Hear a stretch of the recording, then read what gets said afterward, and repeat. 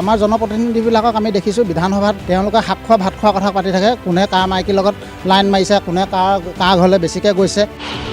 মানে আজি 10-15 বছৰ দিন এই ৰাস্তাটো এনেকৈ পৰি থাকিলে। এতিয়া লাষ্টত আপোনাৰ এতিয়া বিধানসভা ইলেকশ্যন আহিলে বুলিয়ে তেওঁলোকে কামটো কৰি দিলে বুলি আমি তেওঁক বাহ দিব নোৱাৰোঁ নহয়। লাজ পাওঁ, আমি নিজে লাজ পাওঁ। আমি এনেকুৱা এজন জনপ্ৰতিনিধিহে আমি ভোট দি পঠিয়াইছোঁ নেকি, যোনে গৈ পেলাই তাত আপোনাৰ শাক খোৱা ভাত খোৱা কথা পাতি থাকে। আমাৰ ইয়াতে এতিয়া এখন ভেটেনেৰি আছে, আপুনি সময়ত দৰৱ বিচাৰি গ'লে আপোনাৰ দৰৱ নাপায়, এজন ভাল ডাক্তৰ নাই, কম্পাউণ্ডাৰেদি কাম চলাই থাকে। বানপানীৰ সমস্যাখন বিগত আজি 70 বছৰে যিমান চৰকাৰ আহিছে, কোনো এখন চৰকাৰে স্থায়ী এটাও পদক্ষেপ ল'ব পৰা নাই। চৰকাৰখনত 10ৰ ভিতৰত কিমান মাৰ্ক দিব ন, আপোনাৰ খুব বেছি 5 দিন। জনপ্ৰতিনিধিজনক কিমান মাৰ্ক দিব? জনপ্ৰতিনিধিজনকো মই খুব বেছি 2-3ৰ ভিতৰত দিম। মোৰ আজি এতিয়া বয়স 37 হ'ল। 37ৰ ভিতৰত এই ৰাস্তাটো অকল দুবাৰহে বনাইছে বুলি আমি ক'ব, মোৰ বয়সত। মানে আজি 10-15 বছৰ দিন এই ৰাস্তাটো এনেকৈ পৰি থাকিলে।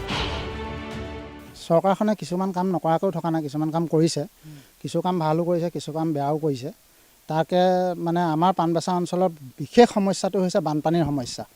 বানপানীৰ সমস্যাটো আপোনাৰ বিগত আজি 70 বছৰে যিমান চৰকাৰ আহিছে, কোনো এখন চৰকাৰে স্থায়ী এটাও পদক্ষেপ ল'ব পৰা নাই। তাৰ ওপৰত আমি অলপ ক্ষোভিত পাণবছাবাসী হৈ। কাৰণতো আমাৰ পাণবছাখনত আপোনাৰ সকলো প্ৰকাৰে সকলো বস্তুৱে পায় বুলি আমি জানো। আমাৰ ইয়াত আপোনাৰ বেছিভাগ মানুহে কৃষিজীৱী মানুহ আছে। ইয়াত বহুত কম চাকৰি কৰা মানুহে আছে। আমাৰ ইয়াৰ মানুহখিনি খুব কষ্ট কৰি খায়।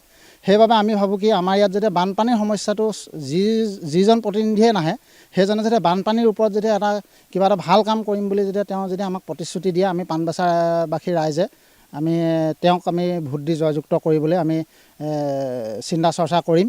কিন্তু এনেই ৰাস্তা এটা এখন চৰকাৰ আহিলে এনেও ৰাস্তা এটা বনাবই লাগিব, স্কুল কলেজ বনাবই লাগিব। সেইটো এটা গতানুগতিক কাৰবাৰ।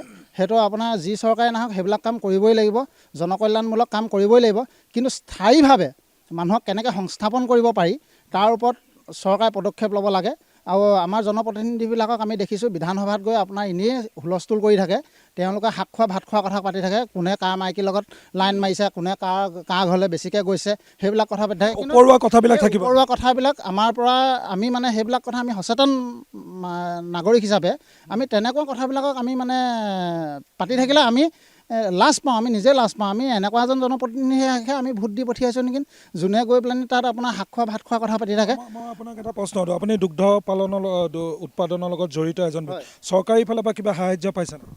চৰকাৰী ফালৰ পৰাতো আমাৰ তেনেকৈ আপোনাৰ সাহায্য তেনেধৰণে নাই। আমাৰ ইয়াতে এতিয়া এখন ভেটেনেৰি আছে, আপুনি সময়ত দৰৱ বিচাৰি গ'লে আপোনাৰ দৰৱ নাপায়, কিবা নাপায়। আমাৰ ইয়াত এজন ভাল ডাক্তৰ নাই, কম্পাউণ্ডাৰেদি কাম চলাই থাকে। চৰকাৰে এইবিলাক কিছুমান কথা ঢোল ঢাল বজাই থাকে, কিন্তু এইবিলাক কিছুমান কথা চৰকাৰে অলপমান দকৈ ভাবিব লাগে। চৰকাৰখনক 10ৰ ভিতৰত কিমান মাৰ্ক দিব?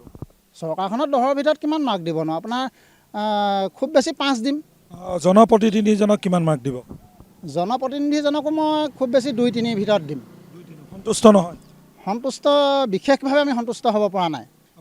মই আপোনাক কথা এটা কওঁ শুনক, যদিহে আপুনি আমাৰ এই ৰাস্তাটো মোৰ আজি এতিয়া বয়স 37 হ'ল। 37ৰ ভিতৰত এই ৰাস্তাটো অকল দুবাৰহে বনাইছে বুলি আমি ক'ব, মোৰ বয়সত। মানে আজি 10-15 বছৰ দিন এই ৰাস্তাটো এনেকৈ পৰি থাকিলে। এতিয়া লাষ্টত আপোনাৰ এতিয়া বিধানসভা ইলেকশ্যন আহিলে বুলিয়ে তেওঁলোকে কামটো কৰি দিলে বুলি আমি তেওঁক বাহ দিব নোৱাৰোঁ নহয়।